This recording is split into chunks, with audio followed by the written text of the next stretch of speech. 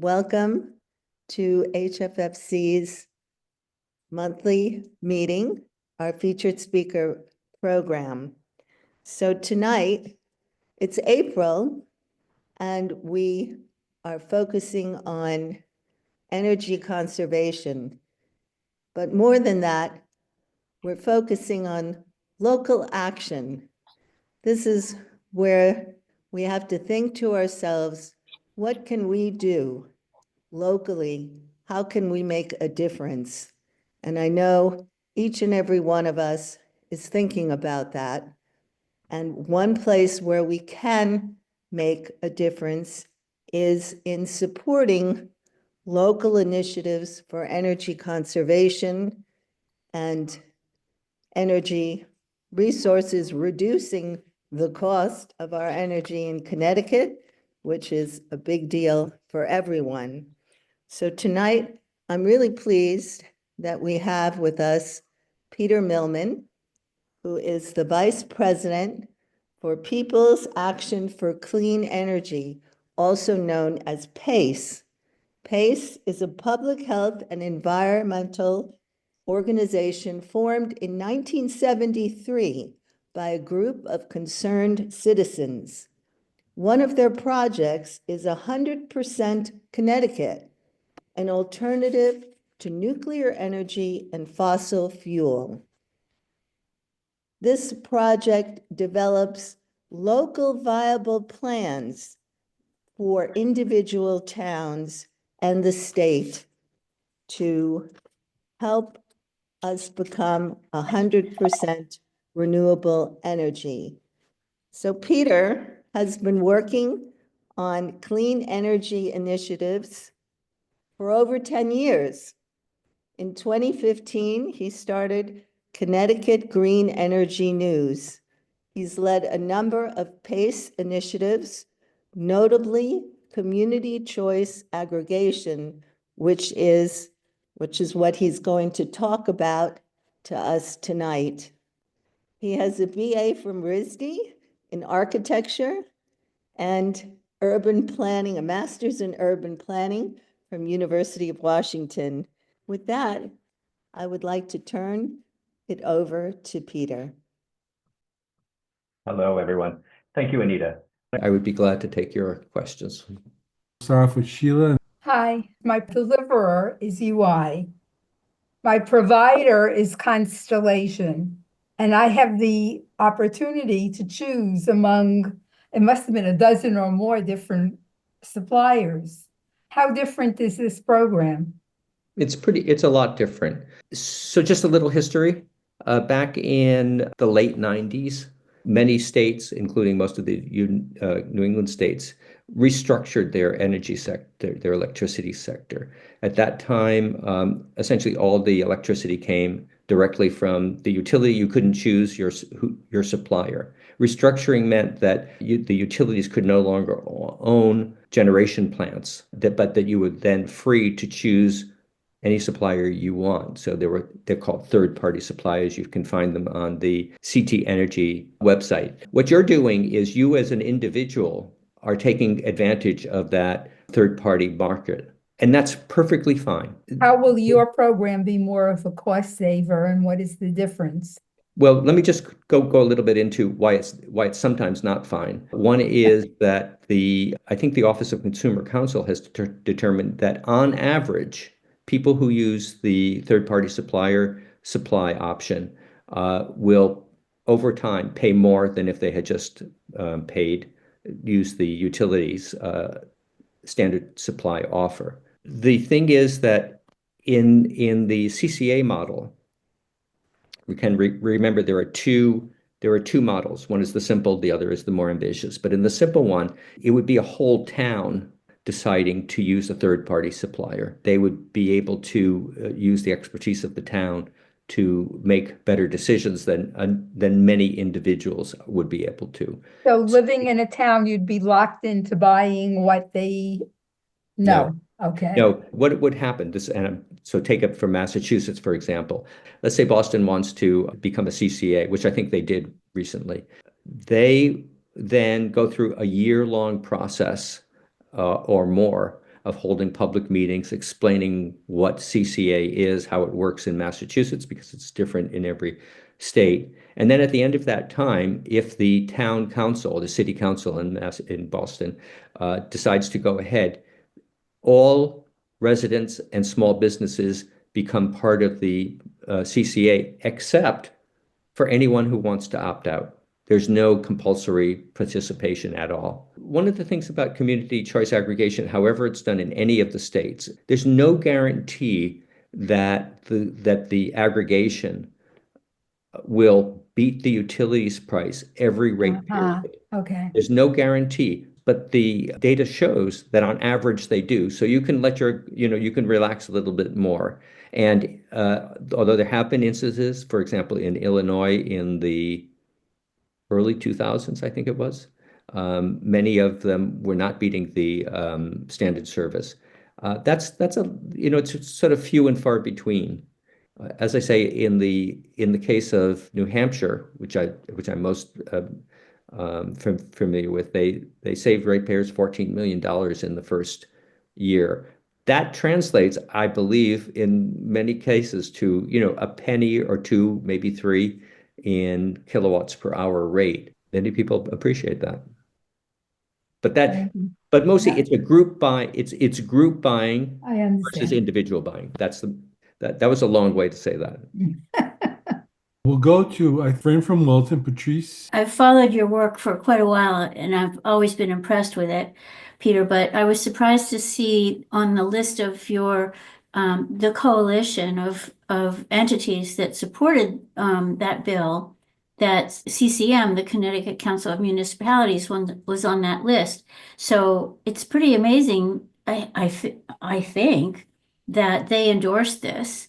Can you tell us how it is that that they came on board? Yeah. At the risk of spinning out too long a yarn, let me just start with that. In 2024, a number of people or groups got in touch with me and said, "Hey, what happened to community choice aggregation? We're interested."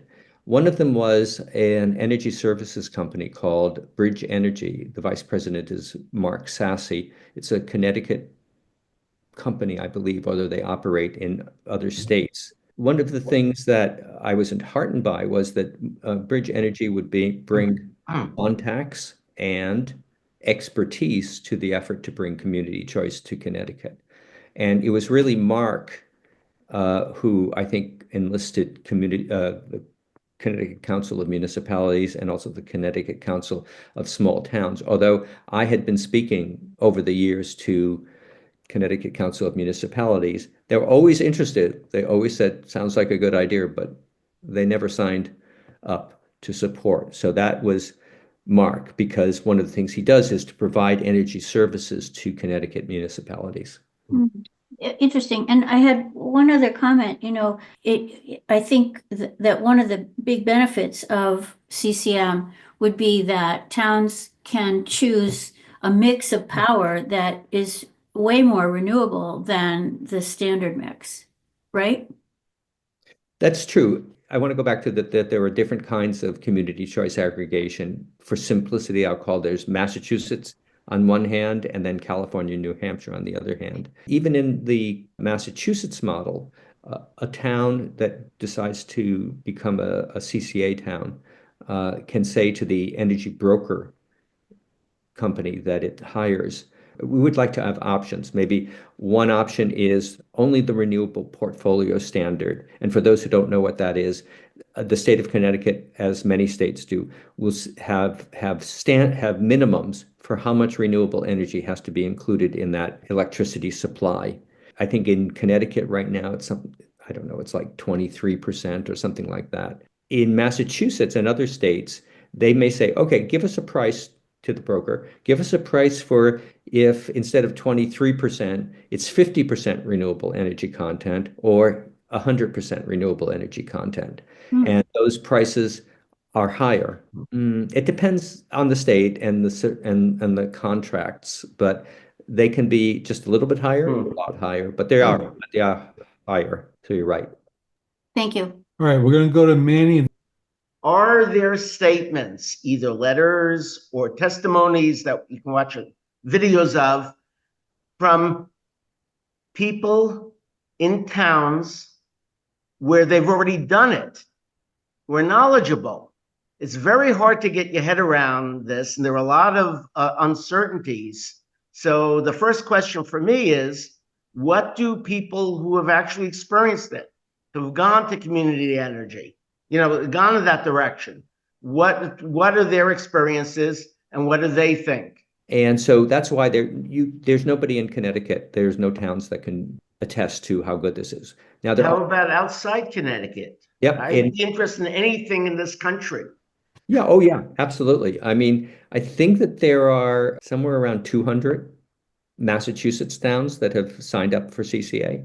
64 towns, I think it's up to 70 now, towns in New Hampshire have signed up for CCA, their brand, which they call Community Power. So yes, there are that. I think that one thing that is a testament to CCA is that town officials in states talk to each other, particularly when they're considering whether to do something or other.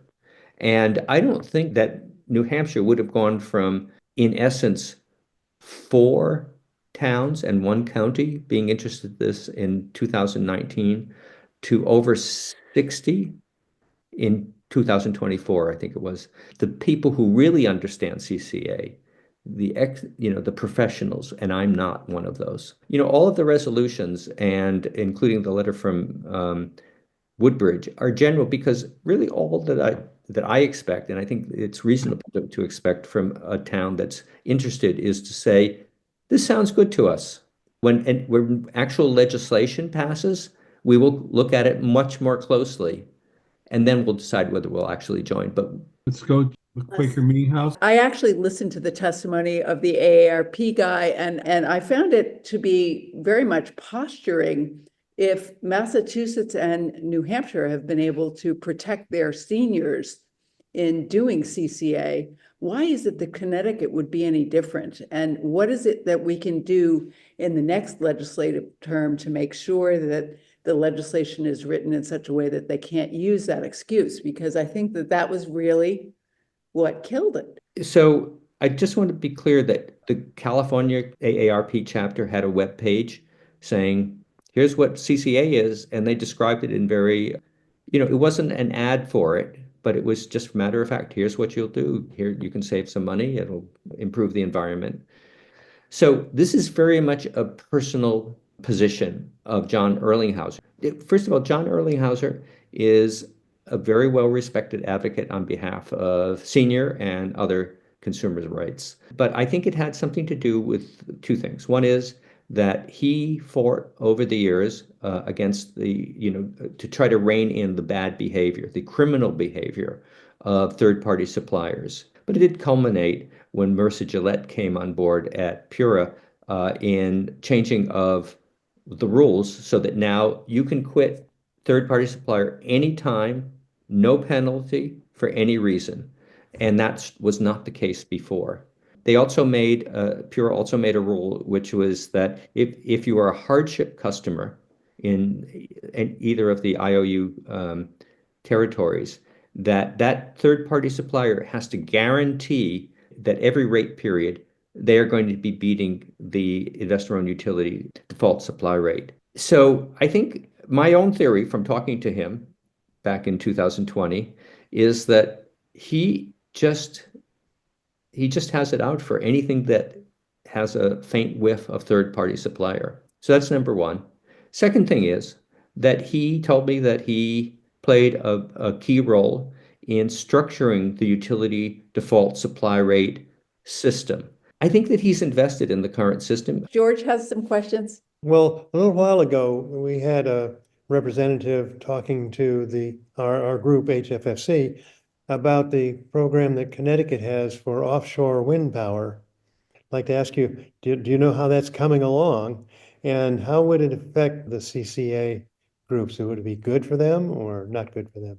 I don't think that offshore wind would make a difference one way or the other, although it probably would. I just can't see it. I mean, Connecticut's got a major push on and investing in offshore wind power. Yeah, absolutely. I think it was Massachusetts, Rhode Island, and Connecticut formed a consortium to ask the wind developers to provide bids for different projects that they would each take shares of. I think it amounted to something on the order of 2,000 megawatts, which is in capacity terms, not production, but in capacity terms, what Millstone is, one plant at Millstone is. So that's a considerable amount of electricity capacity. Unfortunately, because of Ukraine and COVID and the supply chain issues, the price of offshore wind went way higher than the earlier projects because Connecticut is participating in an offshore wind project that is under construction and will come online sometime soon. But that was all contracted for pre-COVID, pre-Ukraine. Just to give you a sense of the prices, on average, if a utility buys electricity or off of the ISO New England wholesale market, on average, it's been recently about 4 cents per kilowatt hour or $40 per megawatt hour. So let's say $40 per megawatt hour. And that is the benchmark that at least some people use to compare the price of solar or the price of wind. And the earlier projects, I think, were coming in at something like 9 or 10 cents per megawatt hour. But the projects that were bid on last year were coming in at something on the order of 15 cents or more per megawatt hour. So close to 4 times the cost of the supply of electricity. That's leaving off the issue of transmission, distribution, and public benefits. And Massachusetts is going ahead with, I think, a good megawatt to not to mega, 1,000 to 2,000 megawatts. Meanwhile, Governor Lamont regrettably declined to participate in those based on cost. The Sierra Club commissioned a study, and that study said, okay, yes, it's expensive, but because of the way energy markets work, it will actually be far less expensive than it appears. It's really disappointing not getting the offshore wind. Lamont, in my opinion, could have and should have bought into at least some of it, some of the contracts that were offered, but he did not, and maybe it's moot anyways because of what the Trump administration is doing. I have a question. You said that the towns or the municipalities would have revenue, would get the revenue from the whatever rates that they negotiated. Is that right?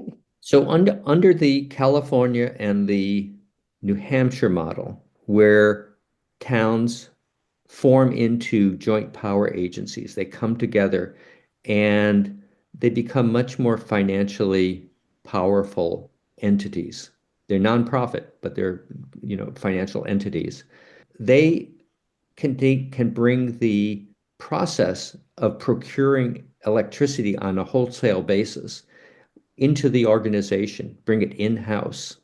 And then they do what energy brokers do. Energy brokers buy wholesale contracts and then sell the electricity that comes from those contracts into the retail market to you and me. Let's take New Hampshire as an example. So essentially they want to buy wholesale. Yes, the Community Power Coalition of New Hampshire buys wholesale, sells retail, and makes a profit, except it's not called a profit. It would be excess revenues. And it's those revenues, or let's say those excess revenues, some of that goes into a reserve fund, and some of them go towards, in essence, lowering rates.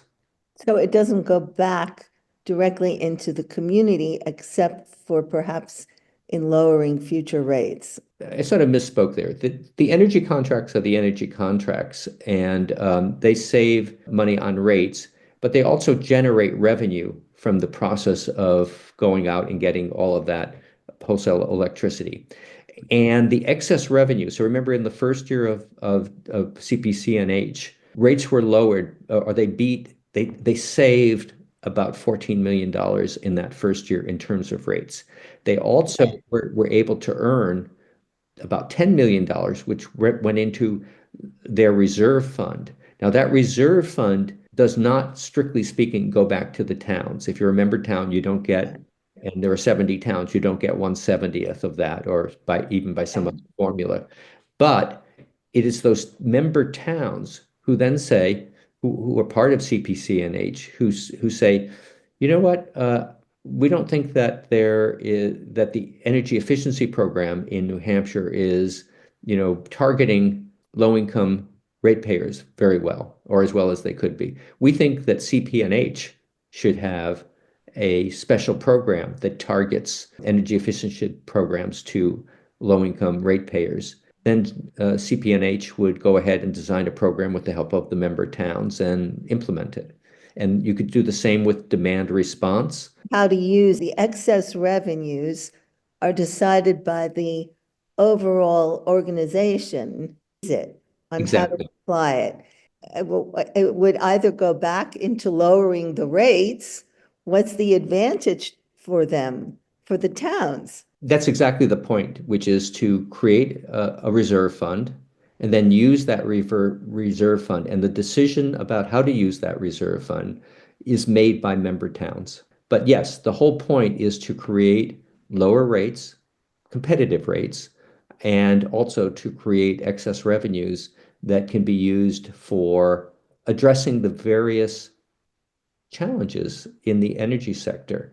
When you were talking about New Hampshire, in the same year that it was being introduced into the legislature, Eversource was trying to kill the bill. What was Eversource's motivation to do that? Are they involved in any of this in Connecticut? Well, just as a little background, in California, where this more ambitious form of CCA was originally developed, the utilities there bitterly opposed the creation of the CCAs. I would say that the reason why is that one of the points of the CCAs is to reduce the amount of local distribution level infrastructure that has to be built. The more energy efficiency, the more local solar, the more local batteries, the more energy efficiency, the more demand response, the less infrastructure utilities are going to have to build. And that's how they make their money. They actually don't make their money from selling electricity. They make their money from distributing electricity. It was also a matter of they just lose control. Their control is lessened. If you give power to make decisions for the benefit of communities to the communities, utilities will have a smaller role in that. I think particularly they dislike the idea of more local solar. How is that working in Connecticut? Well, I can tell you that in the most recent iteration of this, during the hearing on February 14th of this year in front of Energy and Technology, Eversource, surprisingly, was neutral. UI brought up some points of why it wouldn't work well, why that particular bill would not work, which again, I did not write, and my collaborator Mark Sassy did not write. They have been more neutral, but let me just go back to 2019, 2020. Then and now, DEEP, Commissioner Katie Dykes invited me and some other advocates to come to her office. And when I got there, there were 4 representatives of Eversource challenging the whole notion of community choice aggregation. They were not that friendly. I asked them for their cards out because I wanted to talk to them, and they refused to give me their cards, which is interesting. The then representative of UI, who has since retired, said, when asked his opinion, said, just tell us what to do and we will charge you for it, but we have no opinion per se, which is an interesting lesson unto itself, which is that utilities have a lot of similarities, but they also have differences. Thank you for the opportunity to speak with you. If you enjoyed this video, you might like one of these similar videos above, or one of the other science, art, legislative, entertainment, and humanist videos from HFFC's YouTube channel. Be sure to subscribe to our channel by clicking the subscribe button above.